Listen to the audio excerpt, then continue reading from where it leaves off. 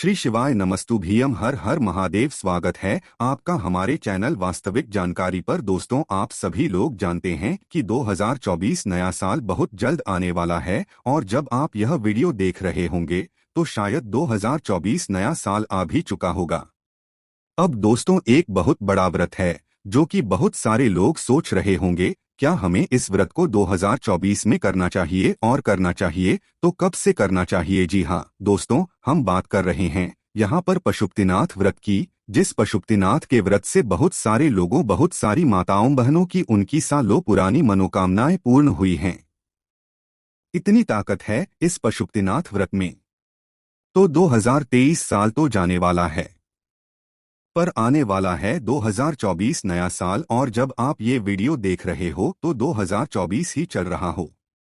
अब आपके मन में ये प्रश्न भी जरूर आएगा, क्या हम 2024 में पशुपतिनाथ का व्रत कर सकते हैं या नहीं कर सकते, और कर सकते हैं तो कब से कर सकते हैं। इसके बाद में दोस्तों, पशुपतिनाथ की एक बहुत साधारण विधि क्या है वो हम लोग जो है जानना चाहते हैं।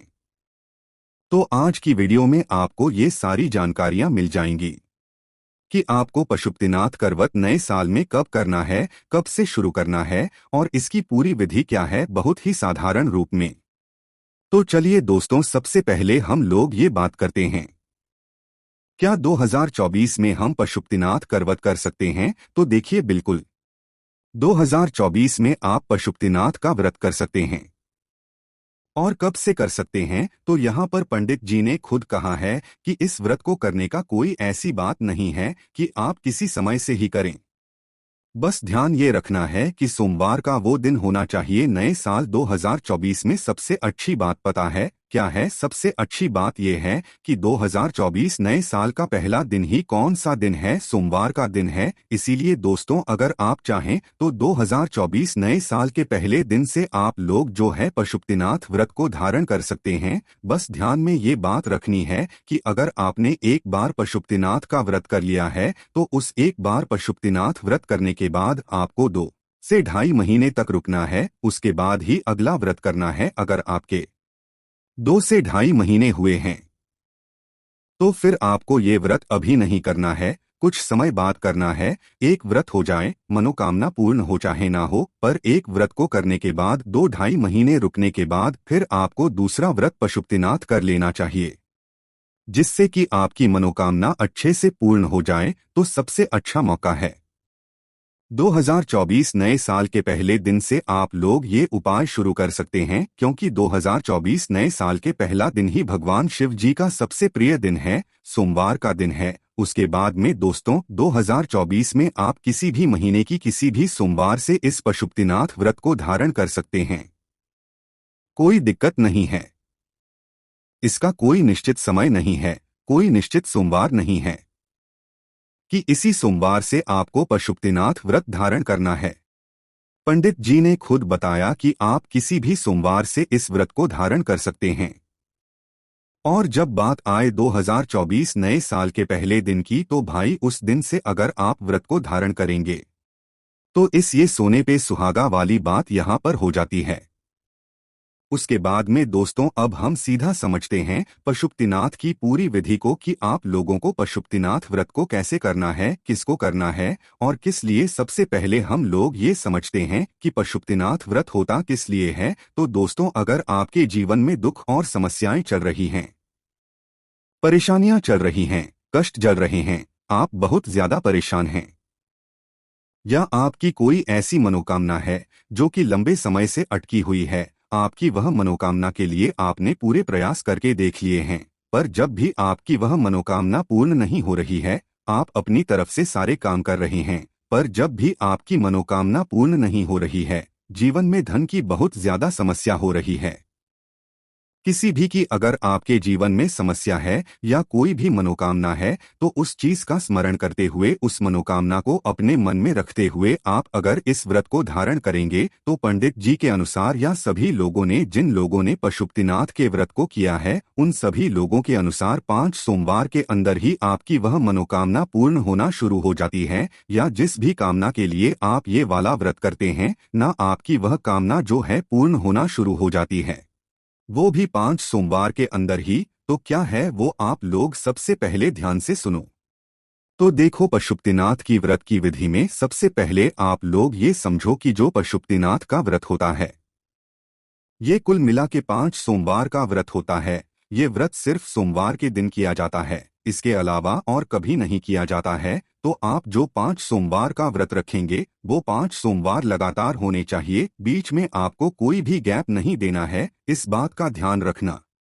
तो पशुपतिनाथ का व्रत 5 सोमवार का व्रत है, इसीलिए इसे 5 सोमवार तक आप लोगों को लगातार करना है। सारी जानकारी हम आपको देते हैं इस वीडियो के माध्यम से। सबसे पहली चीज, आप लोगों को पशुपतिनाथ व्रत के लिए किसी भी एक सोमवार को चुन लेना है। जिस सोमवार से भी आप इस व्रत को शुरू कर रहे हैं, ठीक है, जिस सोमवार को भी आप लोगों ने इस व्रत के लिए चुना है, तो व्रत के नाम से आप सीधा समझ सकते हैं कि आपको इस सोमवार के दिन व्रत रखना है।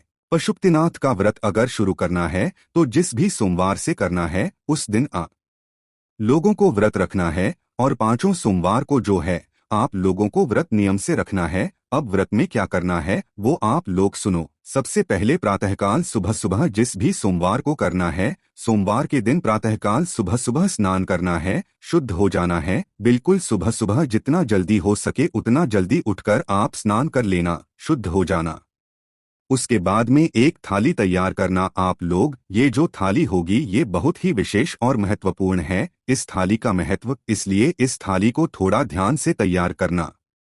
इस थाली में आप अपना 1 लोटा जल रखना, शिवजी पर चढ़ाने वाली सामग्री रखना, बेलपत्र, फूल वगैरह, शमीपत्र जो चढ़ाना चाहें वो रख लेना। जो भी अबीर, गुलाल, चंदन वगैरह जो रखना चाहें वो रख लेना, रखना चाहें अक्षत रख लेना। सारी जो पूजन की सामग्री होती है वो रख लेना। विशेष रूप से 1 लोटा जल यहाँ पर जरूरी यहाँ पर रहेगा इस सुबह की पूजन में। तो आपकी ये थाली तैयार हो गई। इस थाली को तैयार करके आप सुबह स्नान करके शुद्ध होके अच्छे वस्त्र पहनकर आप निकालिएगा भगवान शिव जी के मंदिर में, जो आपके घर के पास में मंदिर हो, और ऐसा मंदिर चुनना जिस मंदिर में आप लगातार 5 सोमवार तक जा सको, क्योंकि इस व्रत की पूजन के लिए आप मंदिर नहीं बदल सकते हो, इस बात का ध्यान रखना। तो आपने अपनी पूजन की थाली तैयार करी। पूजन की थाली तैयार करने के बाद आप निकलो भगवान शिवजी के मंदिर में। शिवजी के मंदिर में जाकर आप लोग जैसे साधारण पूजा करते हो प्रतिदिन नियम से, वैसे ही आप लोगों को ये वाली सुबह की पूजन करना है। विशेष यहाँ पर शाम की पूजन है, वो हम आपको बताते हैं। तो जाकर 1 लोटा जल चढ़ाना भगवान शिव जी पर, बेलपत्र, फूल जो लाए हो वो सब कुछ चढ़ाना है, चढ़ा देना। अबीर को लाल चंदन, अबीर जो भी चढ़ाना चाहो वो सारे चढ़ा देना है। जैसे ही आप लोगों की पूजन हो जाए तो पूजन करने के बाद वापस से आप अपने घर आ जाओ। घर आने के इस थाली को ध्यान से रखना, जो थाली आपने सुबह तैयार की है पूजन के लिए वही थाली आपको शाम को भी मतलब वैसी की वैसी रखी रहने देना है। इस थाली को धोना नहीं है इस सोमवार के दिन, ठीक है, और यही थाली आपको 5 सोमवार तक प्रयोग करनी है। तो शाम को जो है यही थाली लेना है, इसको थाली को धोना नहीं है। सुबह है ना, तो उसके बाद में क्या करना है, आप सुबह के समय फलाहार कर ले, मीठा कुछ खा ले, जो भी मीठे में फलाहार में चलता है वो कर ले, या फलाहार खा ले सुबह के समय, मतलब एक टाइम यहाँ पर आप फलाहार कर सकते हैं, कोई दिक्कत वाली बात नहीं है, ठीक है। एक टाइम आपका फलाहार हो गया, अब आ जाती शाम के बाद, रात के बाद, क्योंकि जो आगे की विधि है वो शाम के समय या रात के समय ही होना है। तो अब आपको शाम के समय या प्रदोष काल में क्या करना है, वही अपनी पूजन की थाली वापस से तैयार करना है। जो आप सुबह लेकर गए थे उसको धोना नहीं है। उस पूजन की थाली के अंदर वापस से थोड़ा सा जल रखना, बेलपत्र, फूल जो शिव जी पर चढ़ाने के लिए है वो रखना है, और जो भी पूजन सामग्री है वो रख लेना।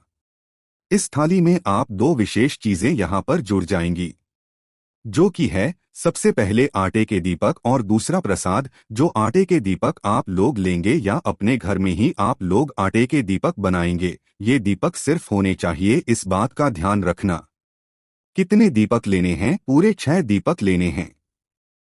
अपने घर से तैयार करना 6 आटे के दीपक, उनके अंदर गोल बाती रखना और शुद्ध देसी गाय का घी डाल लेना। इस तरीके से ये 6 दीपक आप लोग तैयार करके रख लेना। जैसे ये 6 दीपक तैयार होते हैं, अपने प्लेट के अंदर, थाली के अंदर, भोजन की थाली के अंदर रख लेना। उसके बाद में प्रसाद की बात आती है, तो प्रसाद आप लोगों को कोई मीठा बनाना है, अपने घर में ही बनाना है, बाहर का प्रसाद उपयोग नहीं करना है। जैसे कि मीठा जो हलवा होता है, रवि का हलवा होता है, या जो आटे का हलवा होता है, वो सारी चीजें जो भी मीठे में अपने घर पर बना सकते हो, वो चीजें आप लोगों को यहाँ पर इस्तेमाल करनी है प्रसाद के लिए। अपने घर से पूरा एकदम जितना भी आप प्रसाद बना रहे हैं, वो पूरा प्रसाद एक साथ तैयार करके आपको लेकर जाना है। और जो प्रसाद आपने पूजन के लिए बनाया, पशुपतिनाथ, उस प्रसाद को आपको किसी और को नहीं देना है और ना ही खिलाना है। अगर वो कोई और कर रहा है आपके साथ में, तो उसको भी अपना प्रसाद अलग से बनाना है, वो भी जिस पात्र में आपने बनाया है, उस पात्र को धोने के बाद में उसी पात्र में, बिना धुल हुए पात्र में, वो दूसरा प्रसाद ना बनाएं। इस बात का आप लोग ध्यान रखना, और वो सिर्फ आपको ही ग्रहण करना है, घर के किसी और सदस्य को नहीं देना है।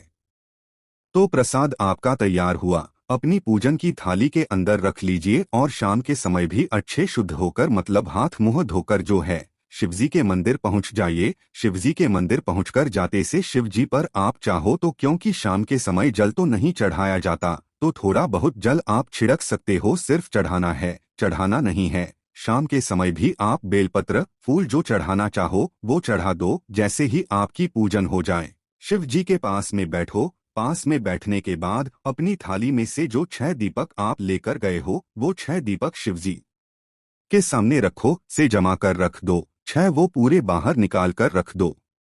6 दीपक में से 5 दीपक आप लोग अपनी माचिस से जला दो, कुछ आरती नहीं करना है, मात्र वहीं के वहीं लाइन से जो आपने रखे हैं। 6 में से सिर्फ 5 दीपक जला दो, आखिरी वाला दीपक बचा लेना। बचाने के बाद आपको क्या करना है कि जो आप भोग लेकर गए हो, तो भोग जो आप लेकर गए हो ना, उस भोग के आप 3 हिस्से कर लेना। कुछ कागज का टुकड़ा या कुछ पात्र लेकर जाना, या दोनों लेकर जाना। 3 दोने अलग से लेकर जाना, 3 पात्र लेकर जाना, या कागज के 3 टुकड़े लेकर जाना। उनमें 3 भाग कर देना आपके पूरे प्रसाद का बराबर मात्रा में, तो 2 भाग प्रसाद के आप लोग के सामने रख देना। एक जो बचा हुआ भाग है, पहले तीनों सामने रखना, पर उसमें से एक बचा हुआ भाग अपनी थाली में वापस रख लेना। उसी तरीके से जो 6 दीपक हैं, 6 दीपक में से 5 दीपक आपने जलाए, जो एक दीपक नीचे रखा हुआ है, उसे भी वापस से अपनी थाली में उठाकर रख लो। आप चाहो तो पहले प्रसाद के भाग करके शिव जी को चढ़ा सकते हो, उसके बाद में आप लोग यहाँ पर दीपक जला सकते हो। जो बचा हुआ प्रसाद का भाग है, वो वापस से अपनी थाली में रख लो। जो दीपक का भाग है, एक बचा हुआ, वो भी वापस से अपनी थाली में रख लो। पूजन हो जाए, भगवान से प्रार्थना करके पशुपतिनाथ के नाम से ये प्रसाद चढ़ाना और दीपक जलाना और अपनी मनोकामना देना। उसके बाद में ये सभी काम हो जाए, तो सीधा भगवान शिव जी के मंदिर से उठकर धूप देकर अपने घर की तरफ आप लोग आ जाओ। अपने घर के मुख्य दरवाजे पर जैसे ही पहुंचो तो रुक जाना, और रुकने के बाद बाहर की तरफ से खड़े होकर देखना, आप अपने घर, मतलब घर की साइड मुंह करके खड़े हुए हो, तो उस समय आपका सीधा हाथ कौन सा है, उस सीधे हाथ की हथेली के देखना, या उस सीधे हाथ की चौखट को देखना। उस चौखट पे बैठ जाना थोड़ा, और बैठने के बाद जो आपका एक बचा हुआ दीपक आप मंदिर से उठाकर वापस से बचाकर लाना है, उस दीपक को अपने मुख्य द्वार की चौखट पर रखना। चौखट पर रखने के बाद उस दीपक को वहीं पर से जला देना। जलाने के बाद भगवान से प्रार्थना करना, पशुपतिनाथ के नाम से वो जो है यहाँ पर दीपक जलाना। अपनी मनोकामना उस समय भी एक बार बोल देना। वो दीपक सुरक्षित रखा होना चाहिए। कोई दीपक, मतलब उस दीपक को खा नहीं जाना चाहिए, क्योंकि वो आटे का दीपक रहेगा तो बाहर लगा रहेगा, तो आपको थोड़ा ध्यान रखना है। या तो उसे ईंट से किसी से ढक दो, पर वो के द्वार के राइट हैंड साइड पर ही होगा। आपके राइट हैंड साइड बाहर से देखने पर है ना, और वो दीपक सुरक्षित पूरा जल जाना चाहिए, इस बात का आपको ध्यान रखना है। जैसे ही ये दीपक जल जाए, आप अपने घर के अंदर प्रवेश कर जाओ। प्रवेश करने के बाद जो है, आप लोग अपने मतलब जब भी आप खाना खाने बैठो रात्रि में, तो खाने से पहले आप जो एक प्रसाद का भाग मंदिर से बचाकर लेकर गए हो, वो प्रसाद का भाग आप लोग पहले ग्रहण कर लेना। उस भाग में से किसी को कुछ मत देना, पूरा भाग खुद ग्रहण करना। ग्रहण करने के बाद फिर आप लोग अपना भोजन ग्रहण कर देना। भोजन ग्रहण करने के बाद आप लोग सो जाना। यहाँ पर आपका ये व्रत पूर्ण हो जाता है। इस विधि से, इस साधारण विधि से, इस सिंपल विधि से अगर आप लोग ये पशुपतिनाथ का व्रत करते हैं तो आपकी मनोकामना जरूर पूर्ण होगी। और यही विधि आपको पूरे 5 सोमवार तक यहाँ पर दोहराना है। 5 जैसे ही आप लोगों के होते हैं तो जो 5वां और आखिरी सोमवार होगा उस सोमवार के दिन आप लोगों को जो है एक नारियल है 108 कोई भी सामग्री जैसे चावल के दाने या हरे मूंग के दाने कोई भी 108 सामग्री 11 रुपए और एक नारियल लेकर भगवान शिव जी के मंदिर जाना है और हम खुद समर्पित कर देना है 5वें सोमवार को, आखिरी सोमवार को। बस यहाँ पर इस व्रत का उद्यापन यहाँ पर हो जाता है। बाकी दोस्तों, इस व्रत को करने में अगर अभी भी आपके मन में कोई भी प्रश्न या समस्या है तो आप हमसे कमेंट करके पूछ सकते हैं। श्री शिवाय नमस्तुभ्यम। हर हर महादेव।